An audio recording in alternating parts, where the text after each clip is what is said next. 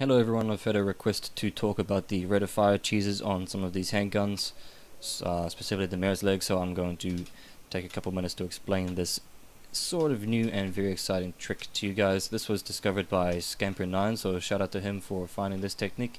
It's probably been found by someone else in the past as well, but Scamper was the one that really started investigating this, and then I, of course, got in there and found out which guns you can and can't do it with and this sort of thing.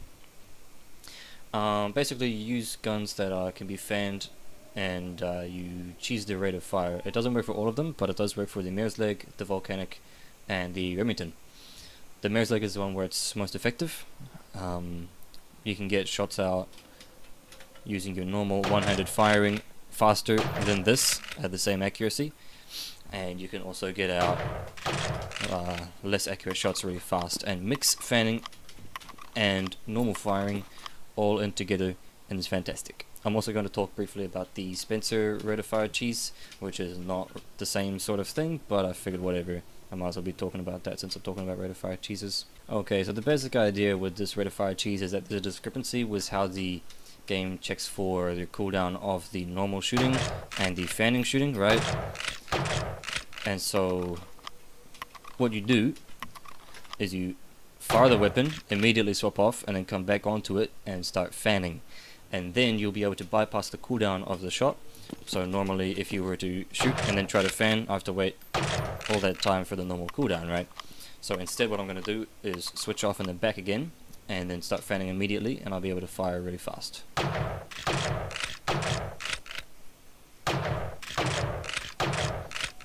So there's a bunch of advantages you can imagine from this. First of all, is you can fire a shot at someone far away, they're dead, and you can immediately start fighting somebody else. Alternatively, you can start with a headshot, because you can't get the 100 damage headshot out of your fanning hits, so you can start with a 100 damage shot and then immediately start firing quickly. If you were to just start fanning, then you'd have to wait for the transition and then not have your opportunity for a 100 damage headshot. So that's really useful.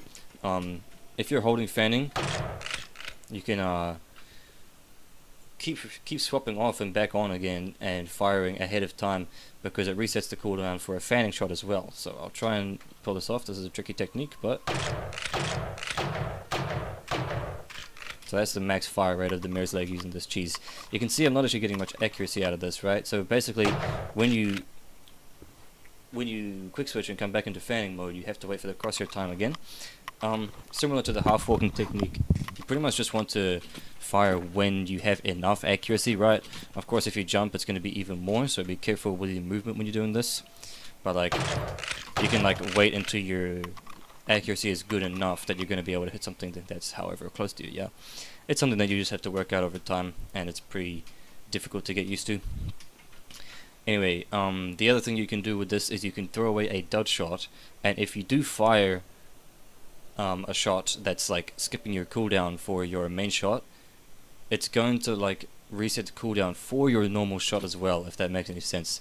So for example, if I'm shooting like this is my rate of fire right now, but if I use the quick switch and then fire a fan shot over here and then come back, then I can fire earlier than I would have been able to otherwise, and both of them are fully accurate shots. So watch this.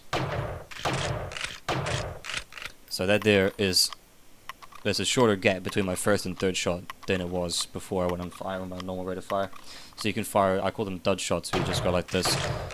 You just fire as soon as you get the opportunity. You don't need this accuracy. You're fighting at a longer range than fanning is going to be necessary, so you can just do this, like that sort of thing, right? So that'll give you a huge edge in one-on-ones with the Mare's leg or whatever, and just generally get your shots out quicker, which is awesome. Of course, you can use a shot if you find an opportunity, or just like, you know, spray and pray. Of course, it does use more ammo, so do be careful with that.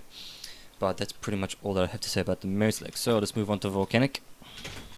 Alright, so the Volcanic can do the same thing, but it kind of sucks. It cannot do the dud shot sort of thing that the Mare's leg can, because the gap between your first shot and your second shot is faster than what happens when you pull it out again, and so on and so forth.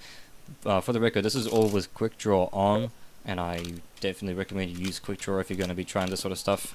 It is still situationally better with if you don't have quick draw, but I'm pretty sure that the dud shot thing wouldn't work without it. Anyway, so this here is your normal volcanic fanning, right?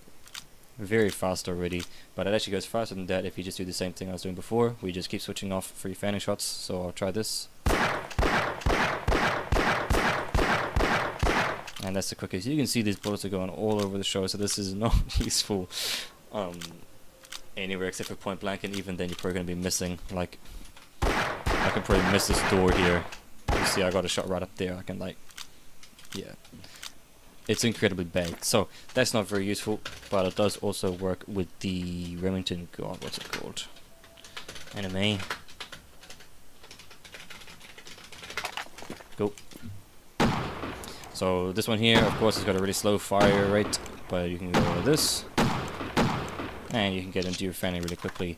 No dud shots for the Remington, I'm afraid, because the fire rate is good enough already, and also the repeat fanning thing isn't actually faster than this, because the draw time for the Remington is very long, so it doesn't apply there. So all the Remington can do is go from normal shots to fanning, and back again very quickly.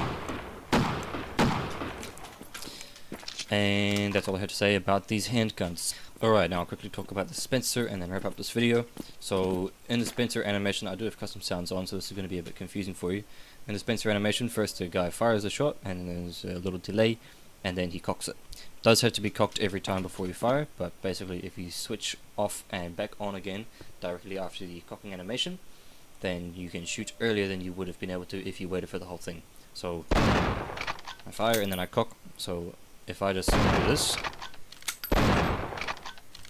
my normal firing, fairly slow, not terribly impressive. But then instead, if I were to switch as soon as I hear the cocking animation start, whoops.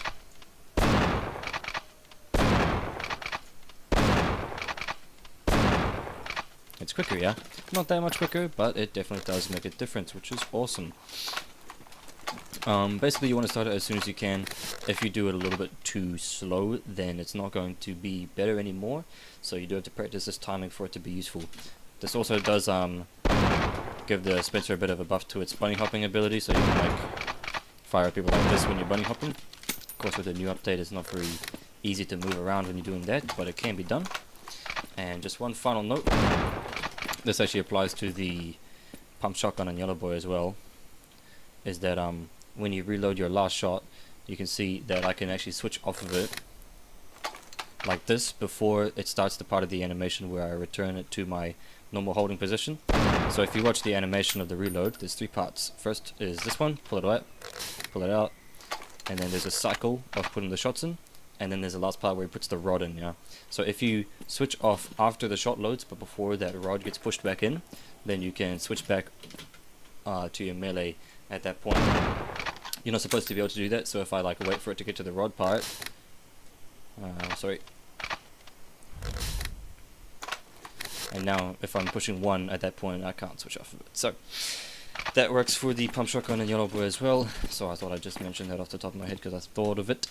And that's the end of this video, so hopefully this clears up that rate of fire cheese. It's kind of hard to talk about and explain the thought process and this kind of thing, so sorry if it's a confusing video, but that's what I have. Thanks for watching, goodbye.